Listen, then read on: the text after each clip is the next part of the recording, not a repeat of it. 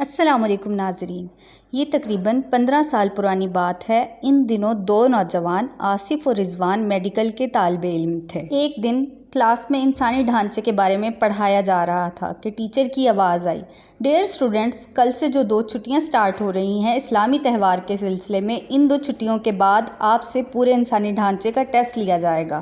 گھر آ کر آصف اور رضوان کو پورا یقین تھا کہ وہ اس ٹیسٹ میں فیل ہو جائیں گے، کیونکہ ابھی تک ان کے ذہن میں انسانی ڈھانچے کی کھوپڑی کی ہڈیوں کے نام اور ساختی واضح نہیں ہو رہے تھے۔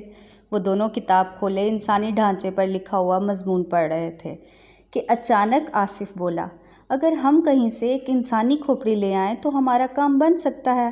ہم کھوپڑی کو سامنے رکھ کر اچھی طرح سے کھوپڑی کی ساخت کے نام یاد کر سکتے ہیں۔ رضوان نے کہا، ارے بھائی، یہ جو ہم اپنے موبائل پر نیٹ سے کھوپڑی کی فوٹو اور معلومات نکال کر سامنے رکھے ہوئے ہیں، اس سے بات نہیں بن سکتی۔ آصف نے جواب دیتے ہوئے کہا، مستقبل کے ڈاکٹر صاحب، ہاتھ میں پکڑی ہوئی چیز کی بات ہی کچھ اور ہوتی ہے۔ مانا کہ نیٹ پر سب کچھ ہے، مگر یہ صرف موبائل کی اسکرین کی حد تک ہے۔ تم میری بات پر غور کرو، تم کو سمجھ آ جائے گی کہ جب ہم کھوپڑی کو اپنے ہاتھوں میں پکڑ کر اس میں موجود ہڈیوں کی ساخت پر غور کریں گے تو ہم بہت آسانی سے اپنا ٹیسٹ یاد کر سکتے ہیں۔ اس ٹیسٹ میں ہم دونوں کے اچھے نمبر آنا لازمی ہے، ورنہ 2 ماہ پہلے جو ٹیسٹ ہوا تھا اس میں بھی ہمارے کم نمبر آئے تھے اور ہمارے ٹیچر ڈاکٹر ایاز صاحب ہم پر سخت ناراض ہوئے تھے۔ آصف کی تقریر سننے کے بعد رضوان بھی اس کی اس بات پر مان گیا کہ اگر کسی جگہ سے کھوپڑی مل جائے تو ان کو واقعی بہت آسانی ہو جائے گی۔ چند منٹ بعد رضوان نے اپنا موبائل پکڑا اور اس کا انٹرنیٹ بند کرتے ہوئے بولا، ڈاکٹر صاحب، یہ کھوپڑی وغیرہ بازار میں تو فروخت ہوتی نہیں، تو میرے سوئٹ دوست، یہ آئے گی کہاں سے؟ آصف بولا، بھائی، اس بات کا تو یہی حل ہے کہ شہر سے باہر جو قبرستان ہے اس کے گورکن سے رابطہ کیا جائے۔ وہ میرا تھوڑا بہت واقف بھی ہے۔ میں یہ کام کل چھٹی کے ہی دن کر لوں گا۔ بلکہ ایک کام کرتے ہیں، تم بھی میرے ساتھ چلو، کل شام کو ہم اس گورکن سے بات کر کے آ جاتے ہیں۔ دوسرے ہی دن شام کو آصف اور رضوان شہر سے باہر والے قبرستان میں جا پہنچے، جہاں کا گورکن آصف کا واقف تھا۔ گورکن کا مکان قبرستان کے ساتھ ہی تھا۔ دستک دینے پر گورکن نے دروازہ کھولا اور آصف کو دیکھ کر فوراً پہچان گیا اور فوراً سے بولا، آصف بابو، خیر تو ہے؟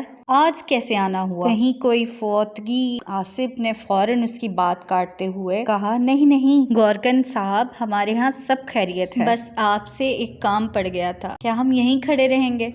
فوراً سے گورکن نے جواب دیتے ہوئے کہا، نہیں نہیں بابو، چلیں اندر چلیں۔ آج تو گھر میں ویسے بھی اکیلا ہوں، میری بیوی بچوں کو لے کر اپنے مائکے گئی ہے۔ گورکن یہ کہتا ہوا انہیں اپنے گھر کی سادی سی بیٹھک میں لے گیا اور انہیں بٹھا کر ان کے لیے کھانے پینے کا انتظام کرنے چلا گیا۔ تھوڑی دیر بعد ان کی مہمان نوازی سے فارغ ہو کر بیٹھا تو آصف نے اپنے مطلب کی بات شروع کی۔ پہلے تو اس نے رضوان کا تعارف کرایا اور اس کے بعد اپنے میڈیکل کالج میں پڑھنے کا بتایا۔ اس کے بعد اپنی مطلب کی بات پہ آیا۔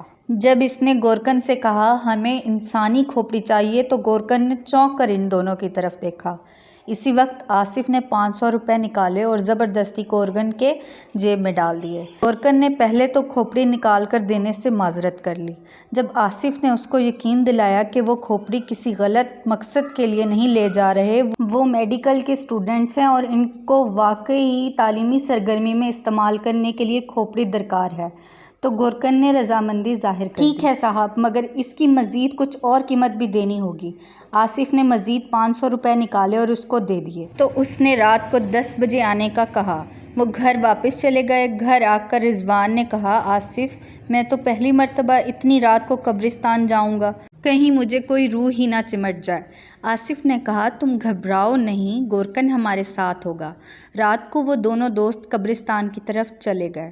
موسم بہت خراب تھا۔ گورکن کے گھر سے گورکن کو ساتھ لیا اور قبرستان کی طرف چل پڑے۔ جب بجلی چمکی تو ایک لمحے کے لیے ان کو قبروں کی لمبی قطار نظر آئی۔ تب ان دونوں کے دل خوف سے دھڑک اٹھے۔ رضوان نے ایک لمحے کے لیے سوچا کہ وہ وہاں سے چلا جائے، مگر دوست کے ساتھ ہونے کا حوصلہ پا کر وہ آگے بڑھتا رہا۔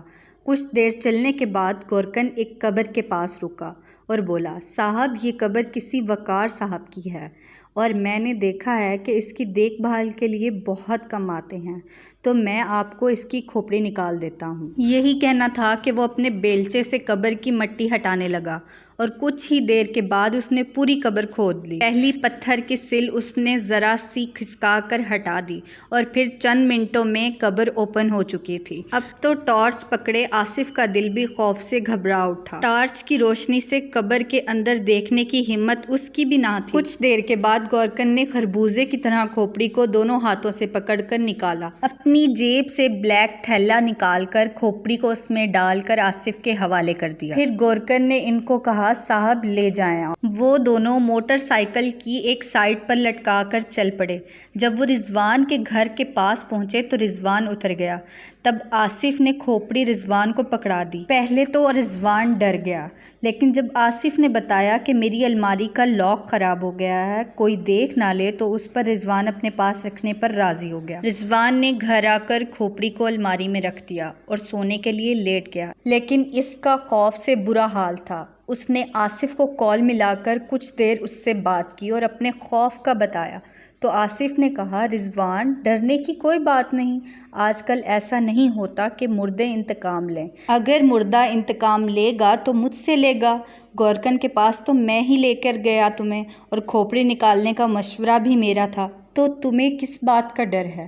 لیکن آصف کو یہ معلوم ہی نہ تھا کہ اس کی تقدیر میں کیا لکھا ہے۔